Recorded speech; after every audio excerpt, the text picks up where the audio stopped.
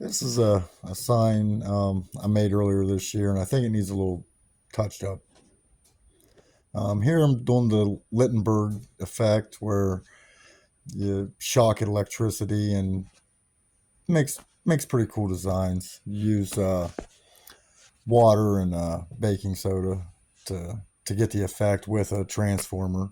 That's very dangerous, by the way. So don't try this at home. I've had a lot of good projects come out of using this here. And this guy hammering the nails ought to put something underneath where he's hammering so don't beat the crap out of everything. First time on the job. I'm just kidding. Just kidding. But I hope you guys get to learn different things you can do with just stuff laying around the house. The railroad ties, they was a little challenging getting the twist put in there and bent right after you got the twist in it. That was something else. Big crescent wrench is all I can say. And this scene here is really bad because my equipment failed just right as time is it started. So apparently the guy taking the video talks way too much, and yeah, it took it from me. So for that, I apologize. This is after the first one, but I will get you guys up to see this next one. That's where the guy don't put nothing underneath that board when he smashes it. Yeah. But this sign ended up coming out pretty decent. You can always hope you want better, you know. So I mean, I see flaws in it, but I would. And I do want to apologize that I'm not a very good film editor and or speaker for that matter. But yeah, here we go. And one view, I did shut off the lights and it looked really neat.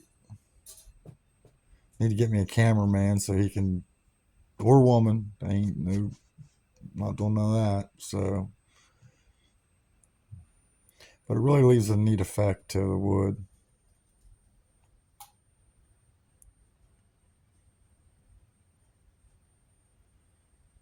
See how it just burns in there? Makes like a tree effect. They say this here is the closest thing to a lightning strike as you could possibly get. So really cool effect. Dangerous. Now that one there doesn't look good. I don't like that look. I like that one. That side over here looks pretty good. So I think we'll use this side over there. And for the next step, I show it.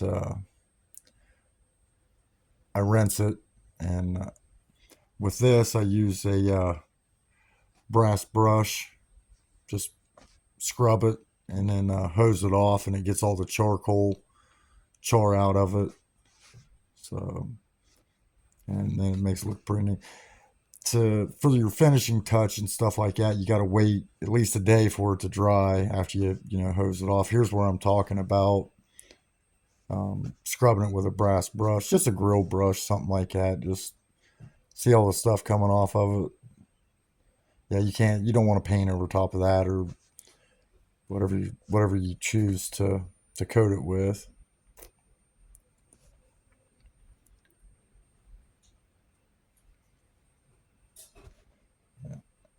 And it really defines it after that. But sometimes with these afterwards, even the next day, I generally take a, a sander and get rid of some of the dark spots I don't want, but I don't overdo it because it'll take the definition out of the artwork.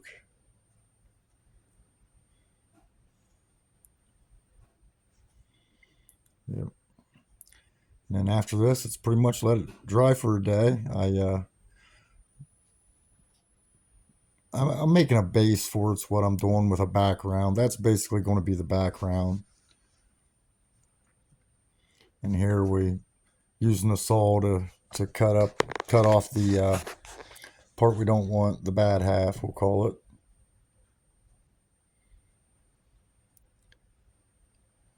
Watch your hand. I'm just kidding. I'm good. I'm good. I watched. We ain't got that high tech equipment that'll stop when if it senses a hand or something. It ain't happened too often. Sorry, that was stupid. But anyway, here just using a chop saw, miter saw, whatever you want to call it. Getting it cut to length. Yeah.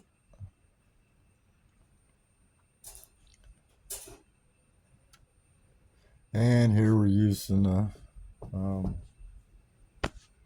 another saw, freaking brain fart. Anyway, bandsaw, that's what I'm trying to say. Yeah, figure cut that out and make it look, get rid of the excess scrap wood in there, and I think it'd make it look better. You guys have to let me know what you think.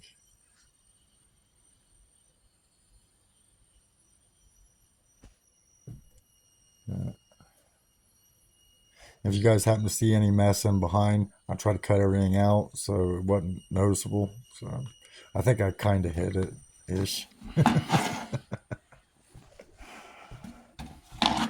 And these clamps, those clamps are so handy for making a 90-degree angle with wood. They hold them in there.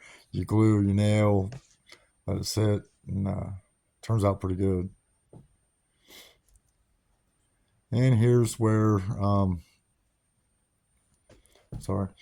where I gonna coat it with paint, and the stuff I use I didn't thin it, but it's so thick and it's like molasses, and pretty much if you where I'm at right now, it's really cold and the stuff is super thick. So what I did was I took my heat gun, heated my paint can, and that made it thinner, and then I hurried up and sprayed it. So the video you guys watching right now is me spraying.